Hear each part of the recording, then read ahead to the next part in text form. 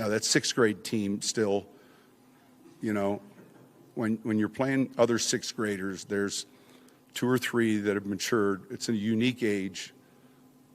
It's sixth grade, you know, and so I had the DVDs of the opponents, and there was always that one kid that could destroy the game. And so it's the same as Max Crosby. There's one kid that drove to practice with a beard, and the rest of them were all sixth grade. So, like, you know. That's Sean Payton comparing how bad the Raiders are, but they have a bearded sixth grader. His name is Max Crosby. Max Crosby was on the injury report with a knee issue. He didn't participate yesterday, and we'll find out later today if he's even playing in the game. If not, they won't have a bearded sixth grader on the team. They will be the Raiders without their best player. Hey, it's DMac SMaK, and we're brought to you by Journey Spice. You can save 10% using this QR code at Amazon.com. We love Journey Spice. It's organic. It's delicious. It goes with every single meal. It comes in singles, doubles, and quads. And again, if you just click on that QR code, it makes the perfect Christmas gift. Journey Spice, try it for yourself. So many different flavors that go with every single meal you can imagine. More on Journey Spice in just a little bit, but we do love you, Journey Spice. Thank you for everything you are. The Broncos will win 30-10. I made a coffee bet, a quadruple coffee bet with Adam Schefter. The money would add up to like a couple $100. So if I do lose the bet, I'm going to get him $45 gift cards. I'm that confident in the Broncos. Now, I generally lose these bets, but I can't wrap my head around any other result than a total ass kicking from the Broncos to the Raiders. The Raiders fired Tom McMahon. He wasn't a good special teams coordinator here. They blew him out. They fired Chip Kelly after paying him. I think he was making more than $6 million a year to be an offensive coordinator. Wow. Okay. Fired him. They bring in Greg Olson, who has worked for every team. He's in his 60s, and I'm not trying to be ageist, but there's nothing new there. They've got Patrick Graham, their defensive coordinator. Well, he's a holdover from the last administration. He really didn't have anything to do with Pete Carroll, and Pete Carroll is maniacally stomping up and down the sidelines like he's got somewhere to go. He is always running up and down the sidelines like he's got to be somewhere else. And he's in his 70s. And again, I'm not trying to be ageist here, but Bill Belichick thinks he's old. Listen, this crew is not interesting. They're not innovative. They're not good. They're 2-10. They are last or close to last in almost every important offensive category you can imagine. And they're sort of mid defensively, except for Max Crosby, who has 8 sacks and is their best player, and he's hurt. And even if he goes, he's not going to be 100%. The Broncos keep pressure off and put pressure on better than any team in the NFL. And this Raiders team gave up 10 sacks to the Browns. The Broncos will win, and they'll win big. I'm not saying it'll be a blowout from the jump. I'm just saying the offense of the Raiders will eventually be so pathetic that the defense will wear down. They'll eventually make mistakes. The Broncos will, in my opinion, have a solid lead, and then it'll just slip away. What I'm nervous about my bet is that Sean Payton won't necessarily want to pour it on Pete Carroll, who he's got a lot of respect for, and they'll have some sort of weird, like, up 27-10, 6-minute drive where Bo Nix kneels down at the 4-yard line right after the 2-minute warning. That's what terrifies me. Or they're up 30-3, or say 30-6. They're up 30-6, and Kenny Pickett, who has replaced an injured Geno Smith, throws a ball to Trey Tucker that bounces off Chris Abrams' helmet, and somehow miraculously you get a touchdown with 1:13 left in the game. And the final score is 30-13. I'm terrified of those moments. But you get the gist of where I'm going. They're going to win, and they're going to win big. VJ on Olsen, and the Broncos gave the Raiders all sorts of due respect. Yeah, he's an experienced guy. Obviously, he's been a good coach for a long time, Mike. Watching the game from last week, it's some things are very similar and some things aren't. And that's the new NFL, in my opinion. Every week is something new you have to adjust to. So I'm just going to wait and see what he gives us and kind of adjust, accordingly. But he's a good football coach, and their best player is Bowers, obviously, and a runner. So our main thing is to not let Bowers beat us, in any capacity, first, second, or third down. That's our first goal. Stop the run, pressure the quarterback. That's our keys there. But we'll see what happens. He had his first game last week, and I'm certain he's going to change some things moving forward. Let me give you Greg Olson's resume, 62. And I'm not even going to bother with what positions he's had there. I'm just going to go years and jobs. 87 to 89, Washington State. 90 to 93, Central Washington. 94, 96, Idaho. 97, 2000, Purdue. 2001, Niners. 2002, Purdue. 2003, Bears. 405, Lions. 06, 07, Rams. 08, 09, Bucks. It was there 9 to 11 as well. So 08 to 11, Tampa Bay Bucks. 2012, Jags. 2013-14, Oakland Raiders. 2015-16, Jacksonville Jaguars. 2017, Los Angeles Rams. Back to the Raiders for 18 through 21. Back to the Rams in 22. To the Seahawks in 23. And Raiders in 25. Holy cow. Experience? Yeah. Stability? No. Brock Bowers, great player. This is not complicated. You just put Surtain on Brock Bowers, and that's it. And it's the only game of the year that you're going to actually match up Surtain with the tight end. It's the only game you're going to need to do that. But other than that, the pressure and shutting down Bowers with Surtain, that's it. The end. In terms of the defense, without Max Crosby, they're in big trouble. Joe Lombardi. I think we got behind the sticks a lot with penalties. They played the run real well, gave us some different looks that we hadn't seen before. That kind of knocked us off schedule a little bit. But you said it. I think I got a lot of respect for the defensive coordinator. He's always done a really good job, and he's got them playing well. And we told the guys, don't get fooled by the record. This is a good defense, and I think Crosby's the most disruptive defensive player in the NFL.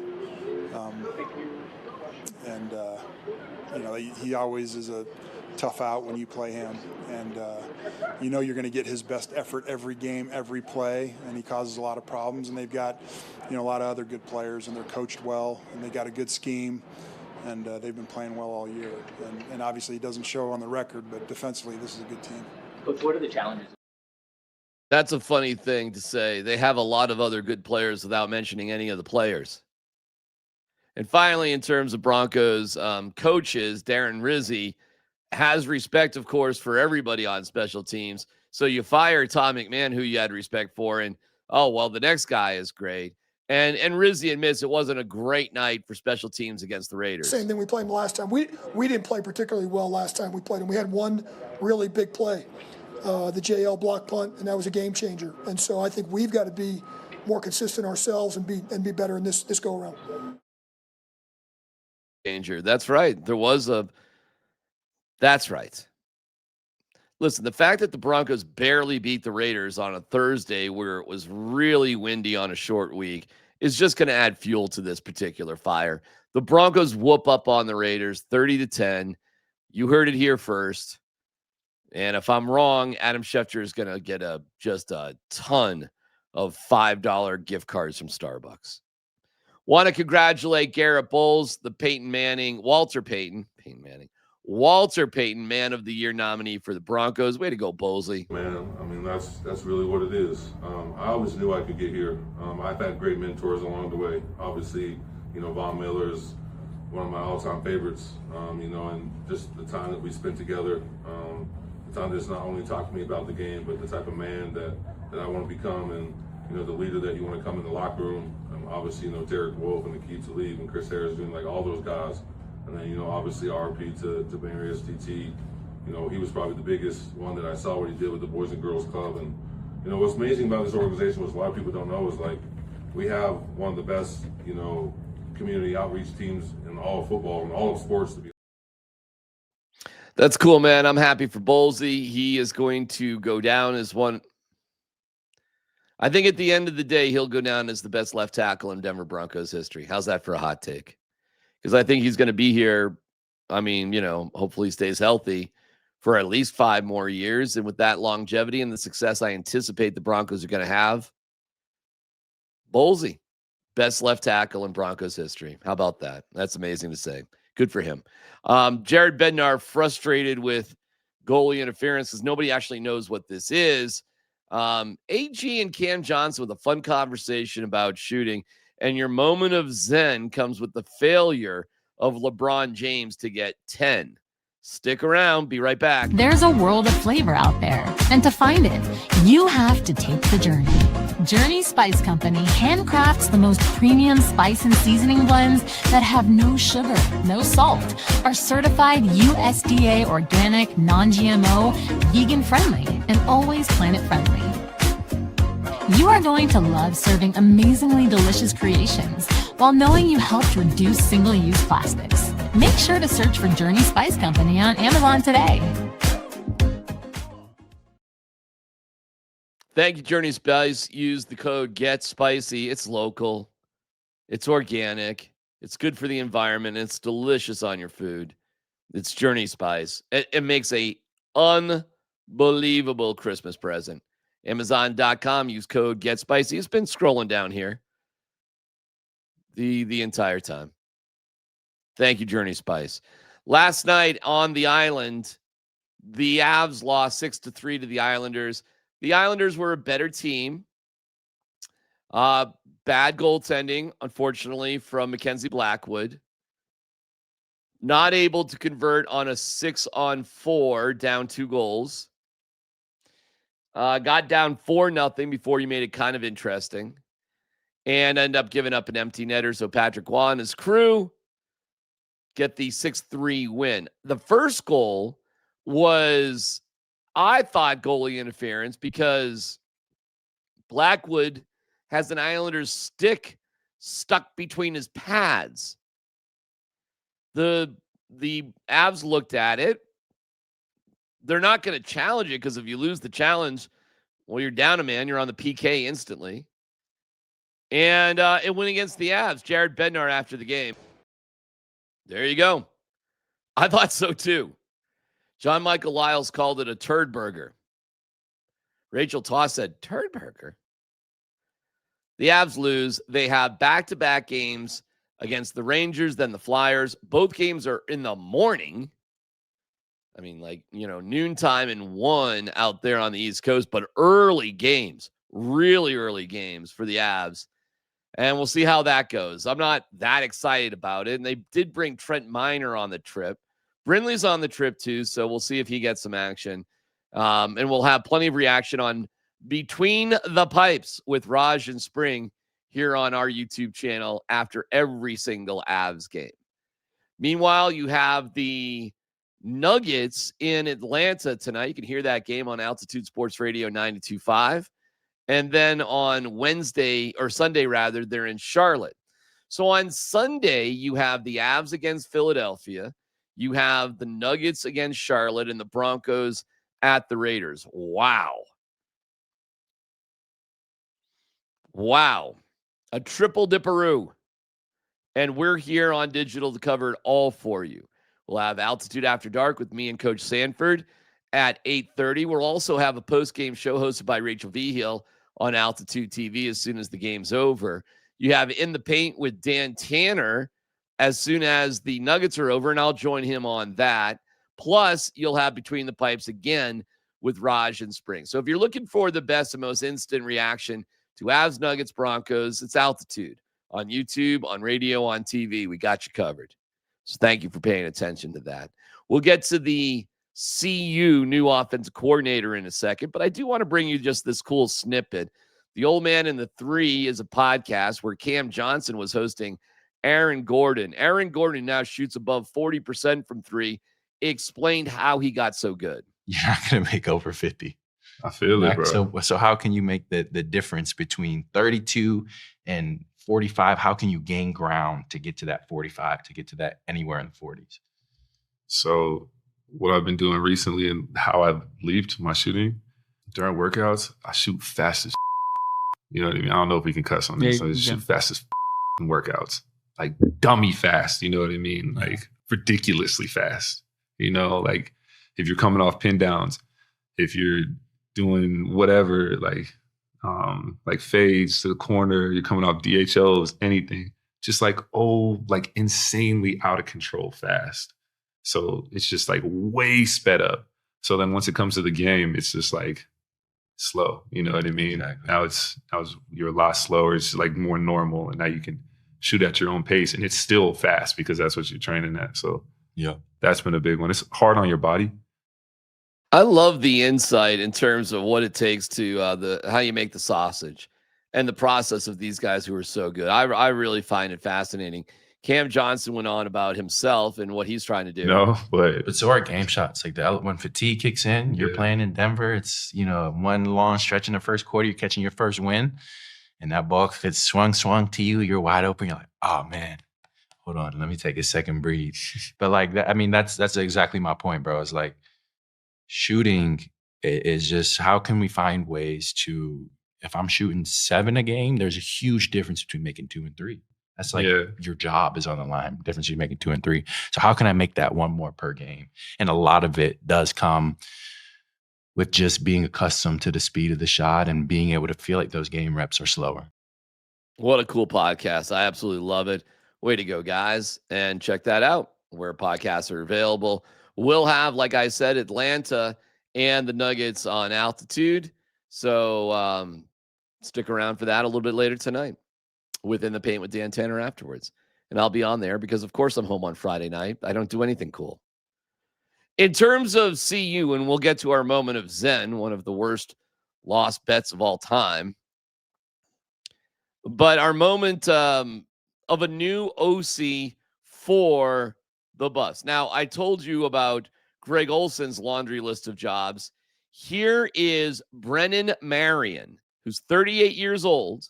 Olson, don't forget, is 62. So Marion is 38. 2011, West Valley. 2012, Harker High School. 2013, St. Patrick St. Vincent High School, California. 2014, Waynesboro Area High School, Pennsylvania. 2015, Arizona State. 2016, Oklahoma Baptist. 2017, 2018, Howard. 2019, William and Mary. 2020, Hawaii. 2021, Pittsburgh. 2022, Texas. 2023 through 24, UNLV. 2025, Sacramento State. Expected to be the new offensive coordinator replacing Pat Shurmur with Dion at CU. And he brings with him his own offense called the Go-Go offense. He will explain. I can step back. And here is Coach Brennan Marion. Your own offense, the go-go offense in college football. So when I first got into high school coaching, I went to a school called Harker Academy, where it was just super wealthy, well-off kids that had didn't have much football background. And that's where I started trying things and getting curious, just got immersed in trying to figure out how do I create an offense where even if you don't have the best players, you still have a chance to win games. I was led to the option, right? Because the option, you can have undersized linemen, you don't have to block certain people, you can leave people free, the quarterback can get you out of a bad play. One day I just had an aha moment of, okay, I can marry all these offenses together. I took over 2 high schools where one was 0-10 and the other one was 1-9. Like now we're like the top offense in the state of Pennsylvania. We're top offense in the state of California, and we're running like something unique, different. No, I can't go anywhere now without being, you're the go-go guy. Really interesting stuff. Here's some deeper explanation about what this offense is. What we do, okay? Toughness, okay? We are 2-back, power run, vertical shot team. We're gonna throw the ball deep down the field, okay? And we're gonna have 2 backs in the backfield to run the ball downhill. All right, pace. All right, pace. 2-minute pace at all times to create a 5th quarter. All right, when we try to create a normal game, all right, it's 60 snaps, 60 to 65 snaps. We're trying to get into the 80, 90 snap range, okay? Last year we were at 78, okay, and that's not good enough, okay? We need to be higher, all right? Personnel, all right? So for the high school coaches like me that started off as a high school coach, if you want to run this offense, all you truly need is 1 vertical threat, 2 running backs, and a quarterback, okay, that can understand how to distribute the football. Okay, can understand how to distribute the football. He doesn't have to be a great runner. Okay, he doesn't have to be a big, dynamic guy. Okay, we've had quarterbacks who couldn't run and still ran for yards, and we have quarterbacks who can run and run for a lot of yards. It doesn't matter. Okay, either one. All right, what this coach is trying to say is he started off at a prep school where, you know, it's Thad and Grayson and Topher, and they're not all that tough, not that big, not that talented. So how do we do this? Well, this is what he's come up with. So for a school like CU, who's, I guess, in a huge multi-million-dollar deficit, one, because you have to pay out the kids $20.5 million, and your football coach costs you 13 or 10 or 11, or whatever Dion costs you, a lot. You're not going to get the Louis. You're going to be shopping at Target. So how do we get kids that we're going to find shopping at Target? How do we make a 3-star, a 4-star, 4-star, 5-star? Because we're not getting 5 stars. And frankly, why would Julian Lewis actually want to be in this offense? There's no way this offense is going to help anybody get to the NFL. Everything was centered around Shadur Sanders. Let's face it. Let's put him in a pro style so he can get to the NFL. Let's bring in pro coaches to get him to the NFL. Everything was about Shadur. And now that Shadur's gone, Coach Prime looks around and is like, I got to figure out how to win. And I couldn't figure out quarterbacks, and they're not all that good anyways, although I think Julian Lewis has a lot of potential.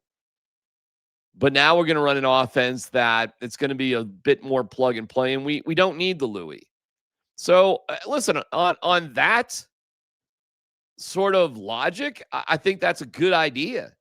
The commitment to this and to get it to work with a guy who has literally bounced around to a new job every year for basically 20 years, I think it's going to be a mystery, because if it works, he's going to be gone, and so will the offense. This is a pretty desperate move, but I understand the logic to it. So I wish him the best with the go-go offense, and welcome to see you, Brennan Marion, which is just a rumor. It's not official yet because, well, his Wikipedia page hasn't changed.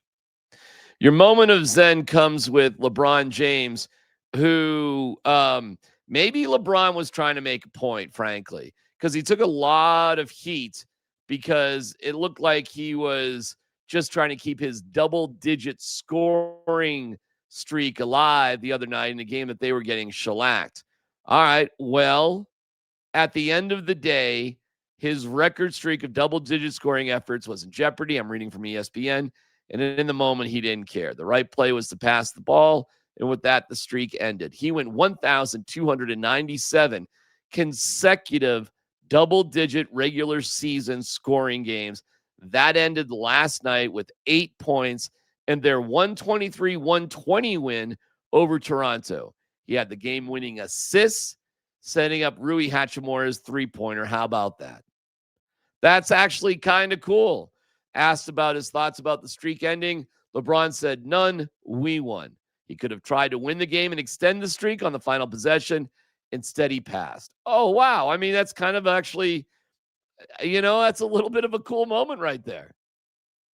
What's not cool is somebody bet $15,000, 15 grand, to win $576,000, to win $576. Again, the odds were so heavy. There's a dude out there that laid out 15 grand to win $576, and they lost. Again, LeBron had gone 1,276 regular season games in a row with double digits. Think about that for a second. In a game that the Lakers scored 123 points, LeBron James got 8, and he passed the ball instead of taking the final shot to win the game. And they won the game. And this dude lost $15,000. My friends, sometimes life is sweet, and sometimes it kicks you in the neck. This was the Last Supper. God bless.